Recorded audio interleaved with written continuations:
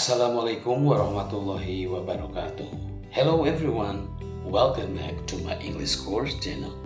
This is M. Rahmat Baihaqi will bring you an English learning material. How are you today? I'm very happy to be with you again. In this opportunity, we are going to learn and discuss about Lesson 23, Modal Auxiliary Verb in Nominal Sentences. Oke student, selamat datang, selamat bergabung kembali dengan saya M. Rahmat Baihaqi di English Learning Channel saya. Senang dapat kembali bersama dan pada kesempatan kita kali ini kita akan mempelajari dan membahas materi lesson ke-23 berkenaan dengan modal auxiliary tapi dalam bentuk nominal sentences. Oke students, now let's begin our lesson today. Talking about modal, masih berbicara tentang modal. Di video terdahulu kita sudah membahas di awal bahwa modal itu adalah a type of auxiliary or helping verb that is used to express ability, permission, possibility, obligation, and intention or plan. Ya, jadi sebuah modal itu ya agak susah diterjemahkan ke dalam bahasa Indonesia apa itu modalnya, tapi bentuk-bentuknya seperti yang kita tahu ada can, may, must, and will. Ya. Diingatkan adalah sebuah jenis kata kerja bantu yang digunakan untuk menunjukkan atau mengungkapkan ability, kemampuan, permission, izin, possibility, kemungkinan, obligation, kewajiban atau keharusan, atau plan, rencana, and intention, ya, niat dalam melakukan satu tindakan. Basically, there are four kinds of modals. They are can, may, must, will. Ya. Pada dasarnya ada 4 saja, tapi nanti dikembangkan dengan bentuk yang lampau atau yang lainnya. Dan they can be used in verbal and nominal sentence. Dan modal itu bisa digunakan dalam bentuk verbal dan bentuk kalimat nominal. Kalimat verbalnya di video terdahulu sudah kita bahas dan mudah-mudahan masih dipahami. Dan hari ini kita akan lanjutkan dengan penggunaan modal dalam bentuk nominal sentences. Okay students, now let's go to the next slide talking about modal in nominal sentence. What is nominal sentence? Apa itu nominal sentence? Kita masih ingat dan harus selalu ingat. It is a sentence which the predicate is noun, adverb of place, or or adjective. Adalah sebuah kalimat yang predikatnya kata benda atau kata keterangan tempat atau kata sifat. Ya, beda dengan yang verbal kemarin, predikatnya adalah kata kerja.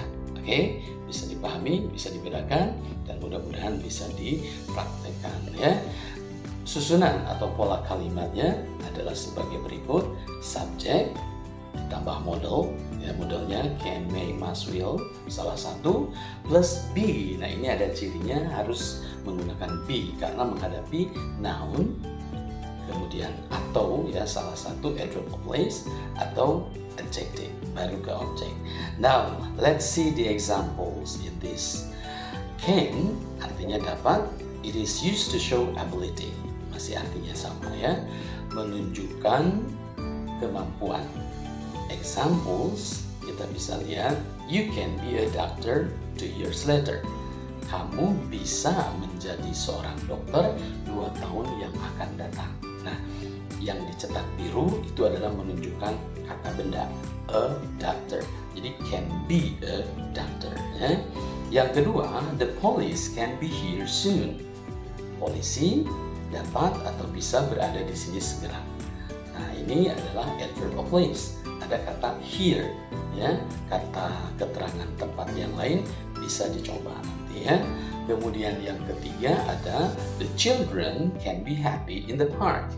Anak-anak bisa berbahagia di taman itu, ya. Dan di sini yang ketiga ini menunjukkan adjective happy, ya. Jadi ada can be a doctor, can be here, can be happy.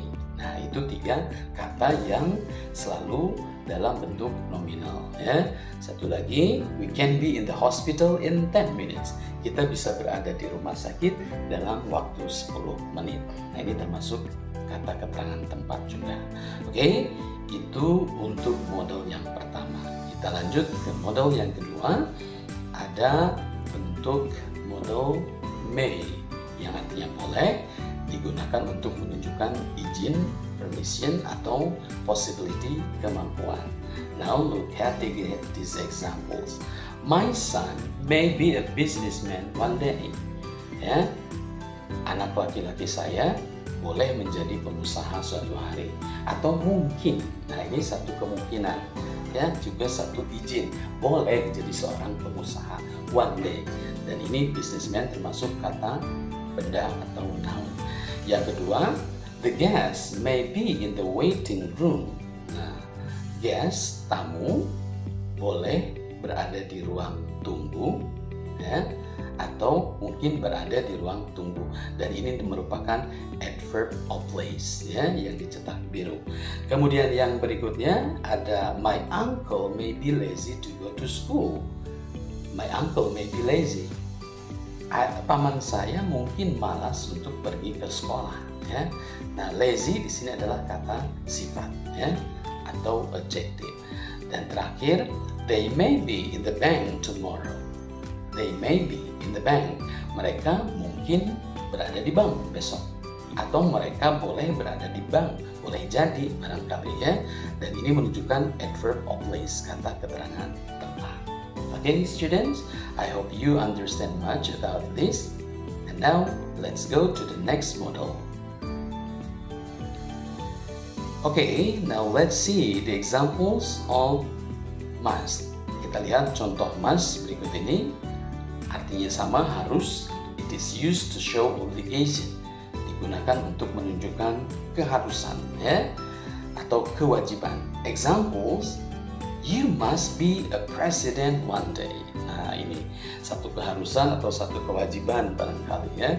Tapi it is only a must, ya. Satu keharusan, tapi mungkin terjadi atau tidaknya only God knows, ya. You must be a president one day. Kamu harus jadi seorang presiden suatu hari nanti, ya. Dan presiden termasuk kata benda.